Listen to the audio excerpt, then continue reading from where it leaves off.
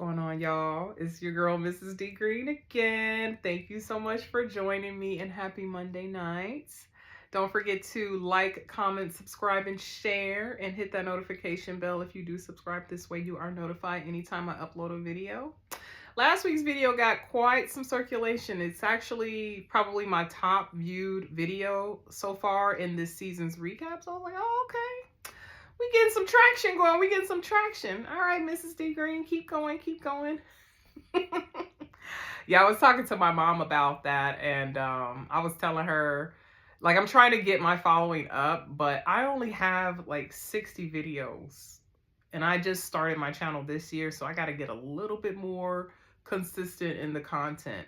I was telling her, like, some of my favorites that I follow, they're in the thousands with their videos. So, you know, the more content you put out, the more you get circulated out in the algorithm. So I'm trying, but man, I'm very selective about like the things that I choose to engage on my YouTube channel. So I got to get a little bit more creative in what I want to recap. I know they brought back Power, the one with Tommy. And I did like that when I started watching it, but there was so much of a gap in between, what was it, season 1 and 2. I lost interest, so I stopped watching. So I was like, no, I'm not going to recap that. They are bringing finally the spinoff for Snowfall, and that's going to focus on Wanda and Leon. So I'm definitely going to be recapping that because Snowfall was my ish. And this one's going to focus on 90s and gangster rap.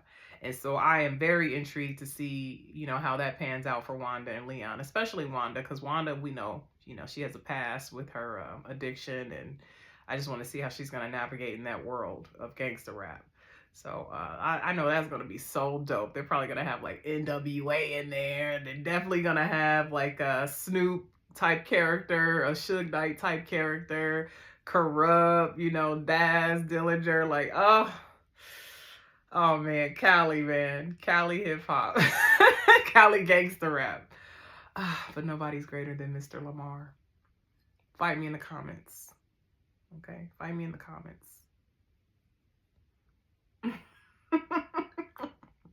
That's my brethren. K-Dot. Well, I don't want to waste any more time, so let's just go ahead and jump into the recap, shall we? All right, so episode 6, season 10.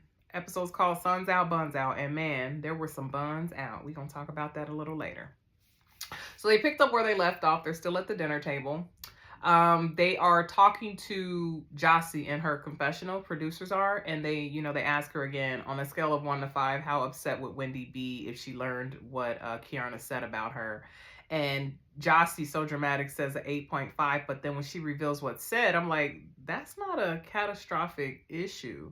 Now, if I were Wendy, I would be more upset at the fact that you have Kiana, who is high maintenance, and, you know, requiring all of these semblances of loyalty of a friend, but she's not demonstrating any of that on her own. That's why I called her a grown girl, because a grown woman would understand that friendships are nuanced, and you can't really expect much from people, especially if you yourself have not given that. Grown girls are just going to think about themselves, but grown women understand it. We understand the demands in life. We understand the demands on us as women in this world. So, you know, if you're amongst the friendship of girls or women, you're going to be a little bit more sympathetic to them, you know, their existence. If you're a grown woman, if you're a grown girl, you're not going to care. So just want to point that out. You know, I had to assess my friendships myself this year. Being 41, I can't navigate in friendships the same way I did in my 20s. You got to stand more on business as you get older. But that's a whole other story. We're not going to get on that. All right, so then you have Jossie and Kiana kind of going back and forth at the table. They have some sort of resolve. I forget, there was so much going on at that table. I forgot how they got to where they got. But they were asked, so where do they stand? And they were like, okay, I think Ashley was the one that proposed. You guys want to sleep on that before you can answer it? And it was proposed for them to sleep on it. I just got a notification on my phone. It threw me off. So, so they tabled that at the table. And then Giselle says, let's commence the evening. Let's top off the evening with some shots. We're gonna have shady shots, is what she called them. And so the idea of shady shots is everybody's shot glass has a nickname of some sort relative to them, and then they get their shot. So let's go through the names of these shots. I did write them down. So you have Duchess Darby for Ashley because of the first episode she announced herself as Duchess, in her second bloom party. Then you have Tia as the stylist, fitting, because she was a celebrity stylist. They even showed a scene of when she mentioned that when they were at the boutique and her and Giselle had that exchange about fashion. You throw back to that. Then you have Jossie's bride / stepmother. Definitely some shade in there because I don't think she wanted to be a stepmother, but she's a stepmother. That's gotta be hard, side note. But I guess love conquers all. That you start out with a dude, he has no kids, you guys are dating, and then between your breaks, he has babies on you. Anyway, let's get back to the shots. Then you have Stacy's. Stacy's is blank, but I think it was her shot glass that actually spilled on Giselle because Giselle actually had one spill on her, and that's your karma. And then, just like Stacy has been doing this whole season, just curbing all of the shade, she says in her confessional, "Nice try. You're not gonna break me, Giselle." Again, how can you hate Stacy? The girl, she has studied behavior and she knows how to move in this crowd. It's like, oh, you ain't gonna get me. You ain't gonna get me. I appreciate that. Angel could take notes. Speaking of Angels, Angels is called Chin Check. That was her nickname. I ain't really seen her chin check nobody. If you ask me, her should have been Rookie. And then, what was Kiarna's? Oh, Kiarna's was Giselle hater. And there's some backstory to this. So this is what's going on. Everybody he say, she say, telling on each other. So apparently, I guess when Wendy and Kiarna were discussing people and when they were friends, Kiarna shared with Wendy, I guess, how she had some issue with Giselle. And this was because she was upset with Giselle for not checking on her after that incident in season 8. Now, I didn't watch it, but this has been put out there so much that I understand what happened. So Ashley and Giselle launched a clothing line, GNA, and they had a party. Last episode, this is how Kiarna got into the fight. There was a friend of Ashley's, her name was Deborah.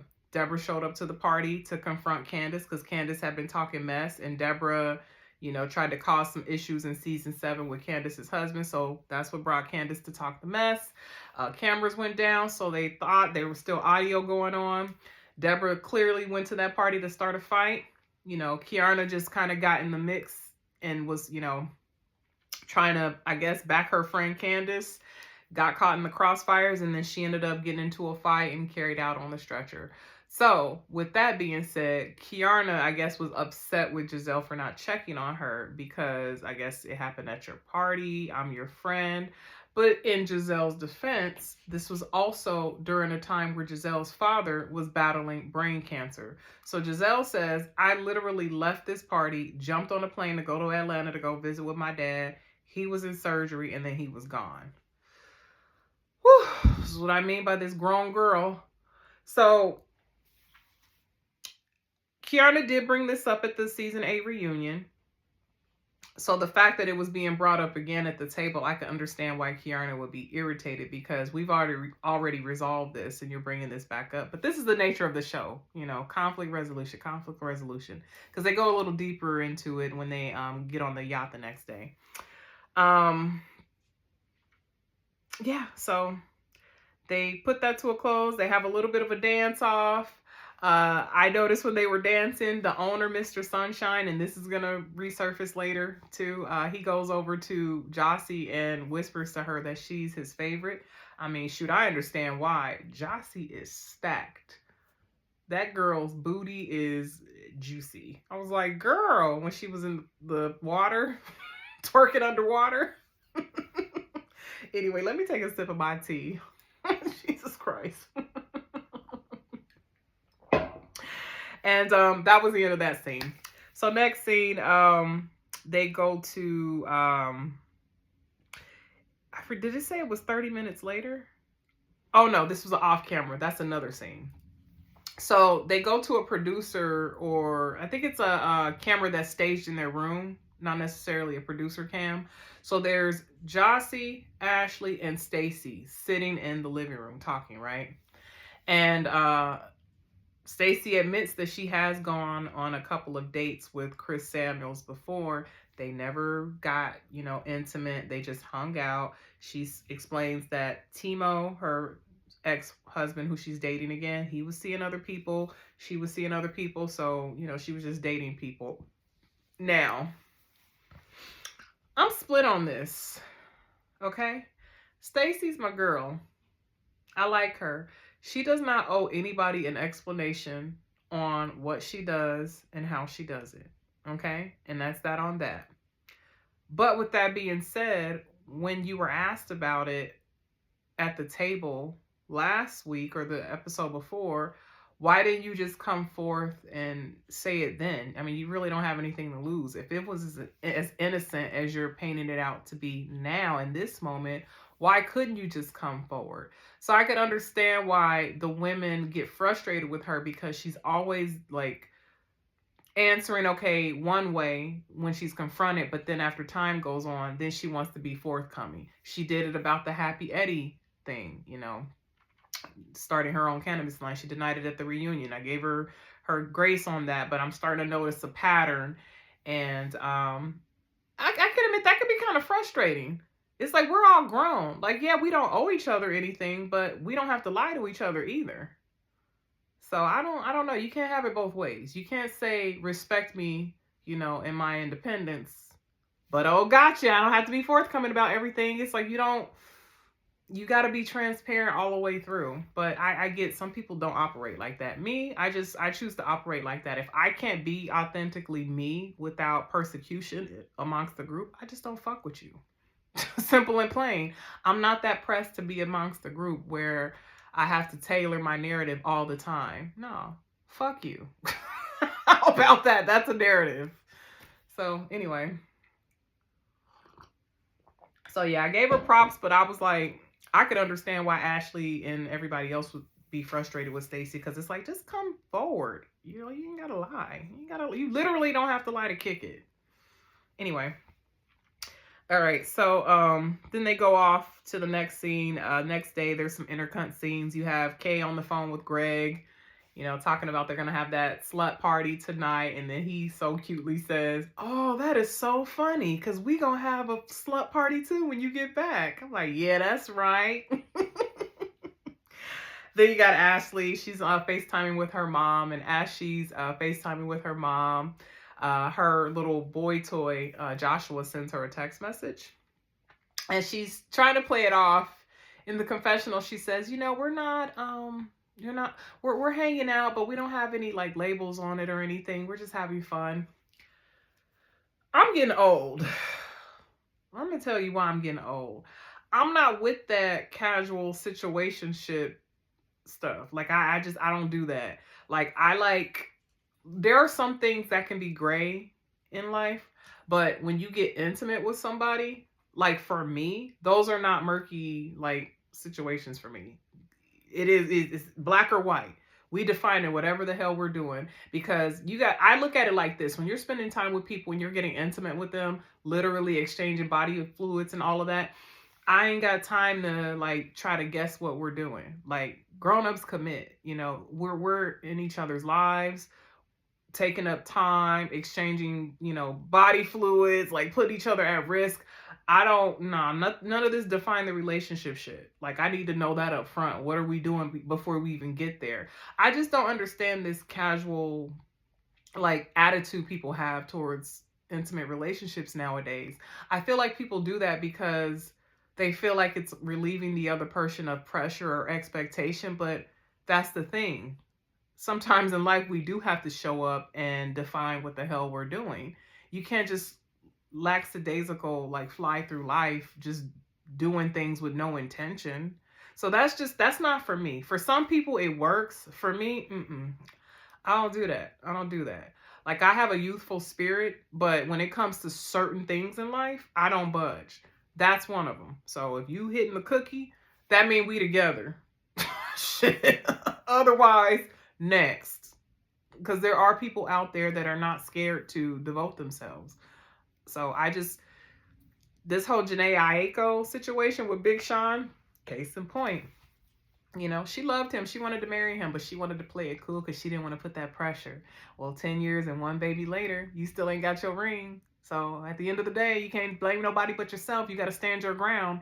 Even if you have to potentially lose the person, you have to stand your ground.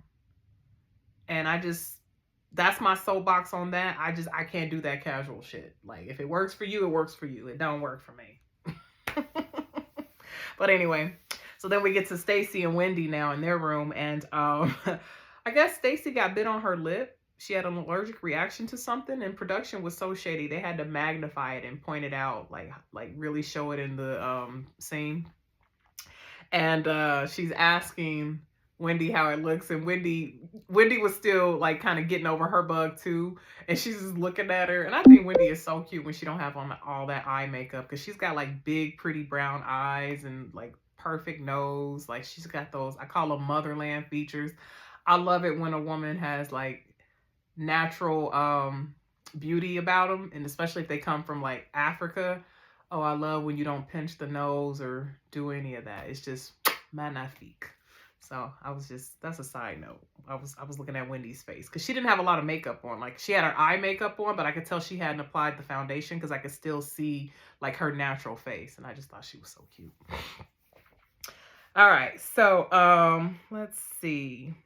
Oh, so now they're heading to the yacht or catamaran because they're going to be hanging out. That's their next venture.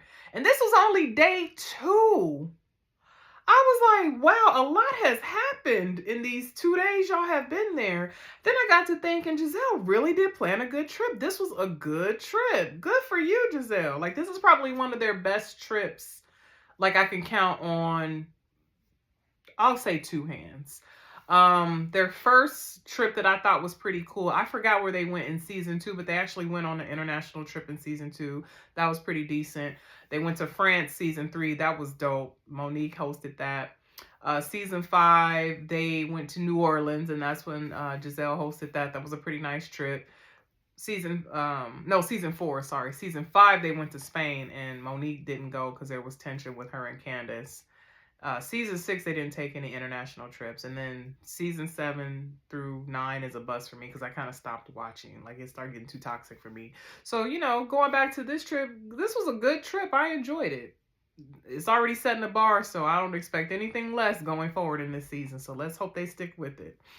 Something tells me, though, when Karen returns with her salary, the budget's going to go down for the trips. So we'll see.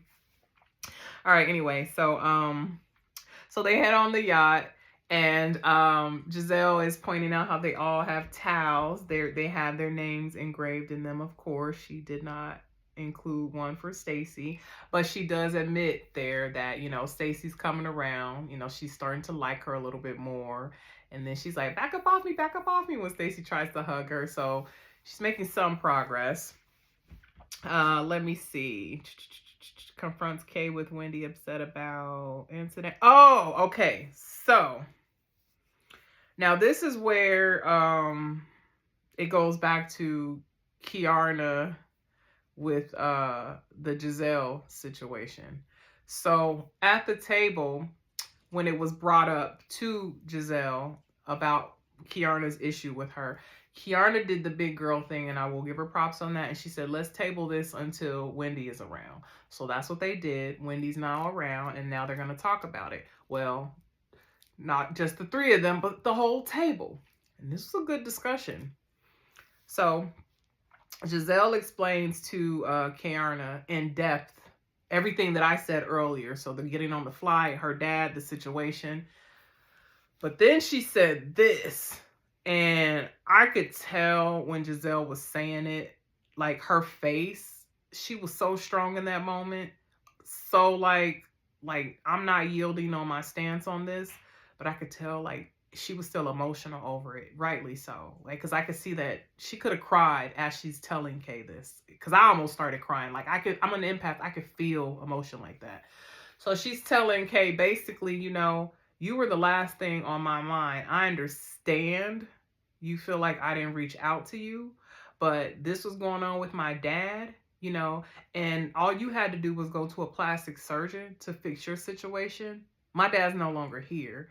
That was a gut punch. Because even Kiana everybody was looking like, ooh. I mean, because Giselle had a point. And especially if she thought Kiana was the aggressor. Because I think that's how Giselle felt. Like Kiana was the one that started it. Because, I mean, based on what she's probably told, why is Kiana even getting involved physically? That was something that was supposed to be between Candace and Deborah. Why is she getting involved? But, when you don't sit down and talk to someone, you can misconstrue things. So in Kiana's defense, if you guys never sat down and actually had a discussion about it, for clarity's sake, that's the issue. People don't feel like they got to clarify nowadays. One could run with any assumption. So it was good that they were able to sit here and talk about it. And shout out to Tia, the mature mediator. Love this. So Tia pointed out to Kiana, right? Because Tia has lost her father. She told her, losses like that will change you forever. You can't expect for somebody to be anything for you. It takes them years, basically. Give them a good 3 years before they get back to it. And I haven't lost a parent yet, but I lost my spouse, and I was losing my freaking mind.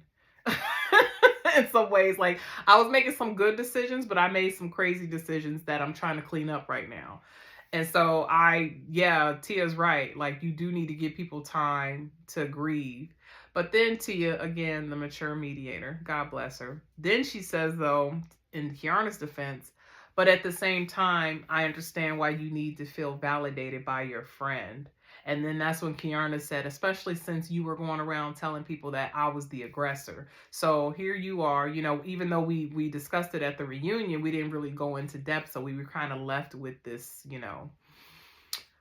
unclarified feeling towards each other or view on the situation. So that was beautiful. And that is what Housewives should be about, mature resolution. And Tia stepped in where that would have been Karen's role.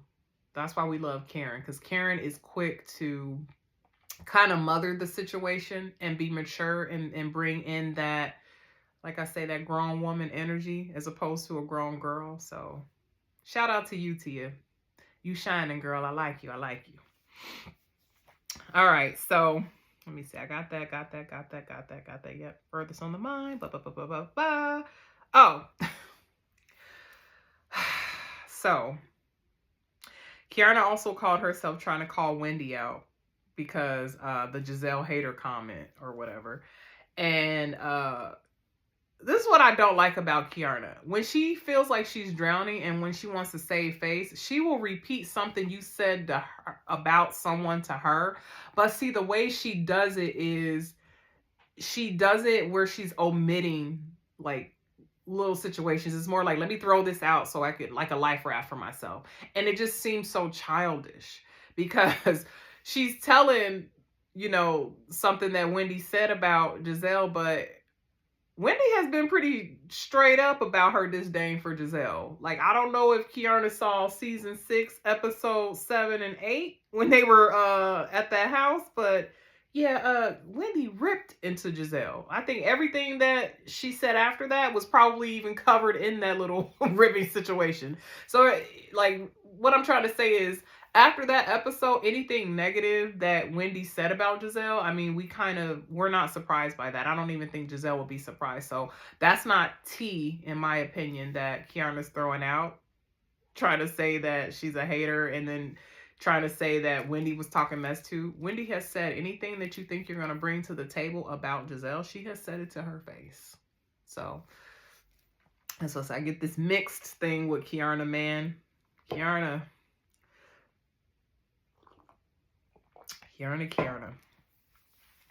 All right, so Let's see. Yep. Painted her as the aggressor. The pop sign. What was this? Oh, okay. I said gives Tia props in her confessional. Yeah, because Kiana did point out how Tia kind of stepping in, it showed that there's still a capability to be empathetic towards each other. And it did. That was a very mature scene. Like I encourage you to watch it. It was good. That's how you're supposed to do things. Okay, so now this is where I was like, ooh, juicy. So then they break that up. Everybody starts having fun. The girls with the braids, i.e. Jossie and Ashley, they jump in the water. And then they start twerking under the water. And man, I'm gonna admit I have a girl crush on Jossie. I think she is so gorgeous. Like she is a sexy bitch. Like that body. Woo. Her man.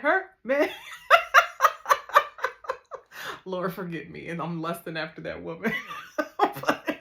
but no, she is so cute. Like her like I said in my last recap, I love a curvy woman. I love a curvy body, naturally curvy woman. Like especially when she got a nice little.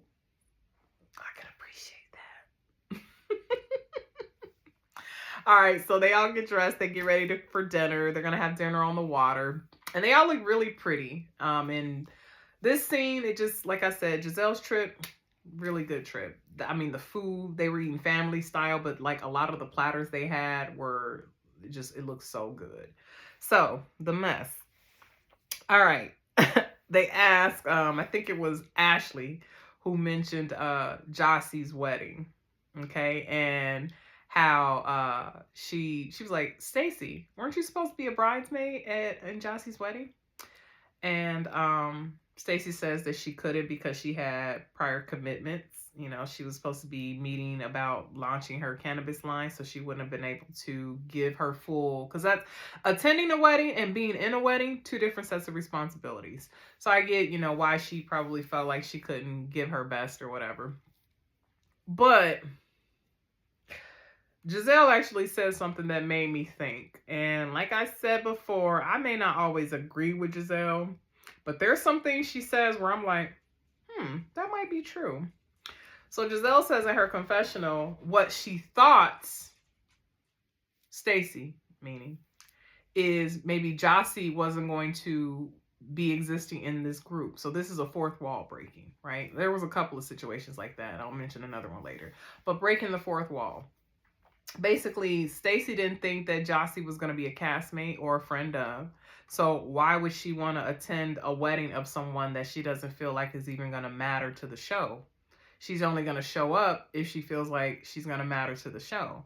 And then once she realized or thought that she wasn't going to return, then why would she want to be in her wedding?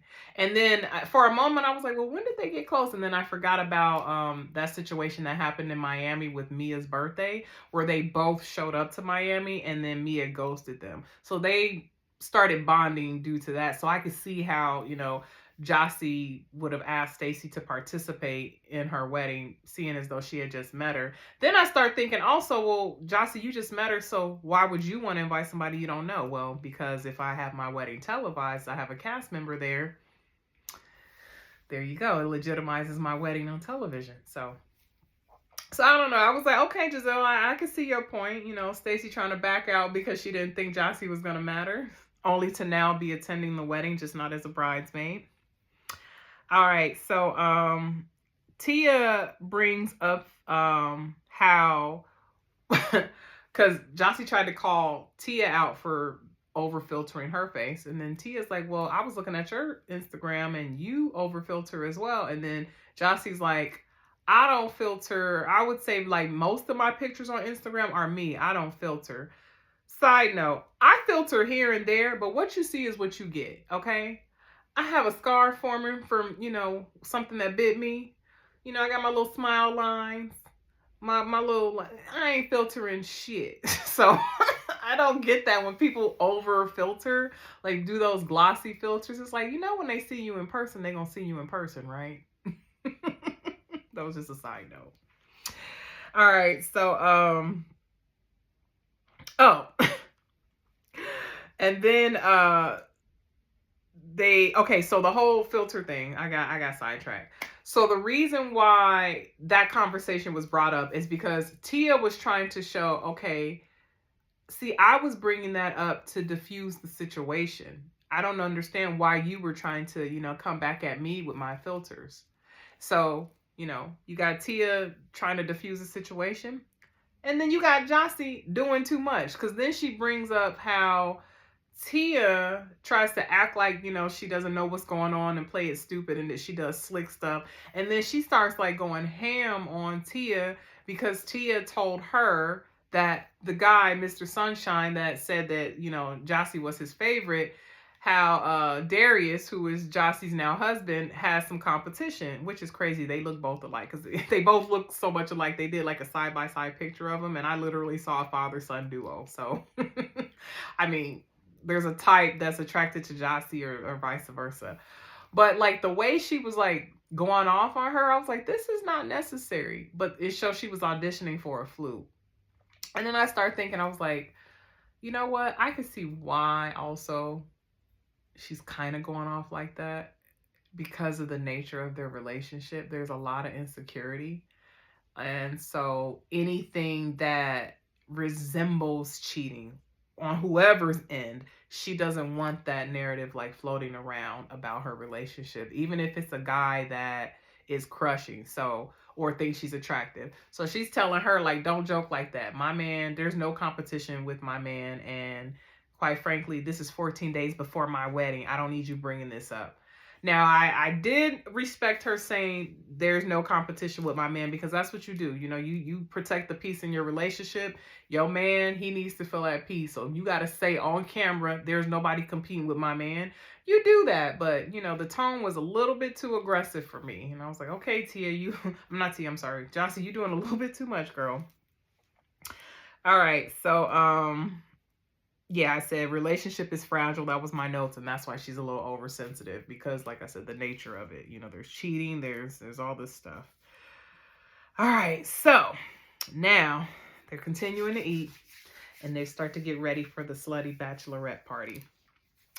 They have a 30 minutes later. Now this is a producer camera because it went black and it had the white font.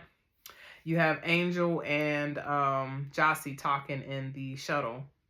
And Stacy was recalling like what was going on. So she said, yeah, I just heard them talking and it got real intense and there was some tension. So Tia was basically talking to Angel about some stuff she had heard. So somebody had been in her DM telling her that Angel was not the nicest person. And that was as far as it went in that scene, but then it gets a little bit more in depth later. Okay, now we're getting ready for the slutty party, and this was fun because their outfits were cute. So they have names and they have looks. So you got Miss Giselle. She's the ringmaster. She's in charge of all the girls. So she's got like this circus sexy outfit on. I actually have a ringmaster costume, but it's a scary one. And I was looking at Giselle. I was like, this is 57? Girl, that's what I'm talking about. Black don't crack. Giselle looked fucking good in that outfit. That body was bodying. Girl, I don't always like you, but I gotta give props where they're due. You looked good. You looked good, Giselle. Kudos to you.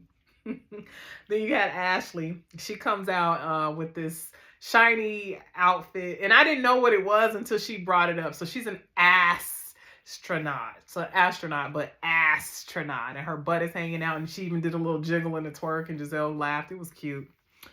Then you've got Tia. She's the modest slut, because she only had on a slip, and Giselle's like, where's your skin? And then Tia's like, right here. She showed her leg. Tia married. She's a mystery. She ain't got to show it all. Now, I can relate to that because I don't know if y'all done picked up on a couple of my videos, but I could be a little modest too, a little modest slut myself. So I respect the girl that don't put it all out there. You got to let them know they can't see you coming. They think, oh, she's so sweet and silly and nerdy and they're so I could appreciate that. All right, then you got Kiarna. She's a cowgirl, and she was like, I appreciate a good ride. Kiarna, I do too, girl. Yeah, I'm out of balls with the ride, okay? Y'all, I've been celibate since December, so I'm a little bit of a horn dog. I'm so sorry. All right, anyway. So then you have Angel. She is dressed as a sexy angel, and she says that she can bring you heaven on earth. Thought that was cute. You got Wendy. She is the slutty professor. And then you got Stacy. She's so silly. Stacy is dressed as a either German waitress or I don't have the proper naming for it. I do apologize. But she was rocking this look. I can see the sex appeal. I can see the edge because she's like, she tells Jossie later on in the scene, say something in German. And in her confessional, she's saying like how she can, rock your world in German or whatever. And I was like, oh, I like it. Okay, I see what you and Timo be doing. You be role playing with him and he loves it. But yeah, her outfit, she was covered up, but it was form fitting. But like I said, the attitude she brought with the outfit made it sexy. So I was like, okay, Stacy, with your little cute self. Then you have my girl crush come out, the bride, Miss Jossie. Came out in this little white, little two-piece with the lace. That booty was, that chocolate skin. Yeah, Jossie can get it. All right, so everybody's having fun. They're all dancing on each other, and everybody has to give Jossie a lap dance because she is the woman of the hour. So they all do their thing on her, and Ashley does the most awkward. Like, she has this chocolate pen where she goes over to Jossie, takes the pen, writes a D on her. Could have been for Dick, but she turned it into Darius. Then she licks the chocolate off of Jossie. Very sensually, though. It was a sexy scene. But it got me to thinking. So I was going to say something in my other recap. This is what I allegedly think. I get a feeling. Ashley, she gets down. I think she has slept with a couple of the castmates. I'll be honest. So there was something that went out. Katie mentioned something about them hooking up. I don't know why, but something tells me that something happened with her and Robin. It was because there was a season 5 when they were all in Spain. They all had to dress up. And this is when Candace looked so good in her little cat outfit. So this was like similar to that. But in that scene, there was a scene, like a thing with her and Robin, right? And she was like grinding on Robin and like looking at Robin all sexy. And Robin was kind of like hugging her. And then there's just things I've noticed like between her and Robin. And I'm like, I know they probably slept together. So basically, long story short, I go back to it. Like I said, I think Ashley be taking him down. Like, that's probably why her and Michael worked out so well, because Michael was a little bit of a hound dog too, a little predatory. So I could see how him and Ashley were able to, get down the way that they got down, because they got down together in the same way. So I don't know, man. I may not be getting drunk around Ashley unless I'm a willing participant. And even Giselle said that. She said, oh, I thought Ashley and Wendy were going to be off in the corner making out because Angel, when she gets to her lap dance, she just ruins the mood. So, Miss Angel. So it's her turn to give Jossie a lap dance. And she gets cute with it. She tells her that she's going to spank her. And she asks, why are you going to spank me? She says, because you have a big mouth. And then Jossie, playing along with it, she says, oh, well, I have a big mouth? That's probably why I'm getting married, that reference. And, yeah, she says that it's because of that, what they talked about on the bus that changed her mood. So, mm-mm-mm.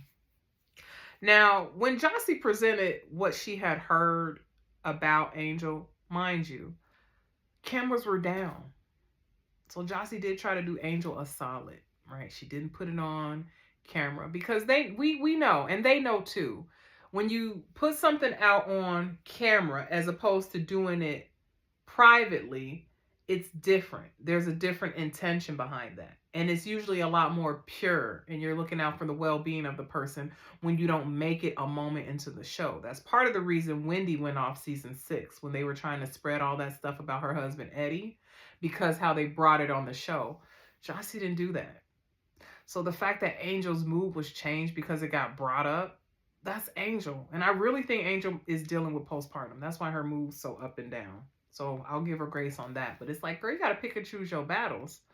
So apparently, what happened was Angel says that there was a girl, one of the wags, that reached out to her. They connected or whatever.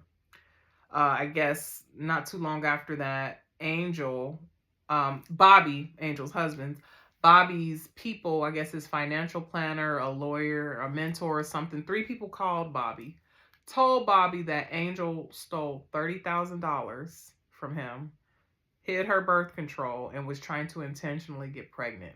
And then Homegirl put all this out, I guess, in their little group or whatever, and it painted Angel out to be a certain way. So then what Angel did was she checked the girl and it wasn't very nice, but I guess somebody witnessed that. And so Angel gained this reputation of, I guess, being nasty and scolding you. But I mean, in that case, I would scold you too. Like Angel was right. If that's how it happened, you damn right I'm gonna scold a bitch that's gonna try to smear my name like that. But Jossie said the reason she brought that to her off camera was because when she had heard that Angel did not want her to come on the trip, or so she thought, and then she has that information, it made her think of Angel a different way. Now, granted, she didn't bring this to her on camera. So Angel's mood changing, like she got upset, y'all. Like she left the scene, called her husband, was crying, like getting worked up. And I'm like, girl, girl, girl, girl. So you got Kiana that goes out to go check on her because she's calling Bobby after she leaves and she's explaining to them. She says, I'm just tired. I'm just tired. Girl, we getting tired too. We really are. And again, where's this hath and fury and Angel scorned? We need some redemption. Like we getting in this episode 7 now. Come on now. So then you got Giselle coming out. Who are you talking to? You know, just trying to dominate the situation. She says she's talking to her husband. Giselle respectfully walks away, lets her have that. And Kiana was kind of lingering, and I can tell Angel didn't want to be bothered, but Kiana's trying to like be there for her friend. And then the girls, they're all, you know, in the scene talking about how sensitive Angel is. And this was another fourth wall breaking. So Wendy, she says that we all understand the rules of engagement in this, meaning we all understand how the communication and everything gets down in this group for this show. And then she pointed out how it seems like no matter what you do for Angel, she's going to find issue with that. So you have now Jossie bringing her something off camera, not on camera. Angel, you put this on camera. Jossie didn't. And now you're worked up over it, changing the mood. And so Wendy said it makes it uncomfortable to be around someone like that when you feel like you have to constantly monitor and police how you are because you don't know how it's going to affect them or trigger them. And unfortunately, she's right. Like Angel is really struggling to find her footing in this group. Like I would caution her to just go watch one season so that you learn that this is an alternate universe. Like you cannot be anything you thought was normal, throw that shit out. Like even though this is reality TV, it's unscripted, okay? And these are stage situations. So you are being yourself. Your character is you, but you have to go into character. So instead of taking things so personally and internalizing and like, you know, getting in your, I hate this phrase because it's so stupid, but getting in your feelings, play the game, girl. Play the game. Play the game. It's a game. This is a matrix. This is a simulation. Like, it takes a certain type of personality for reality TV for you to thrive. And I don't know if Angel doesn't get it together. I don't think she's gonna be here next season. What y'all think? I mean, I'm rooting for her. I feel like it's too soon to say go, get rid of her. But at the same time, like, I'm watching her and I'm getting, like I said, Deshaun Snow, one season wonder. Kim Fields struggled to fit in with the group, one season wonder. And I'm like, girl, like, stop. Don't shoot yourself in the foot. That's that on that. And yeah, that was the episode. They showed a scene for next week. My girl Monique gonna be there because they're gonna be at what do they call it? Capitol Pride. It's not DC Pride, but Capitol Pride or whatever. And Ashley is going to be participating in her drag, Ashton. And so I guess that's when they segue Monique into the season. My girl, because she was just trotting, you know, into the scene, and we're gonna see how that goes. So yeah, like I said, there wasn't really much. I literally only had 3 pages of notes for this episode. Kind of filler, but not really. Carried the story along. Packed, you know, connected some stuff, really showing me how not built for the show Angel may be. But, you know, it's only episode 6, so things can be destined to change, okay? All right. Again, thank you so much for tuning in, watching my recaps. Please, please don't forget to like, comment, subscribe, share. Hit that notification bell and engage, like, comment. I love engagement. I love dialogue. I love back and forth. I appreciate it at every chance. So with that being said, I'm going to leave you, finish my night off, and prepare for tomorrow. All right. Peace and blessings to you all. Bye.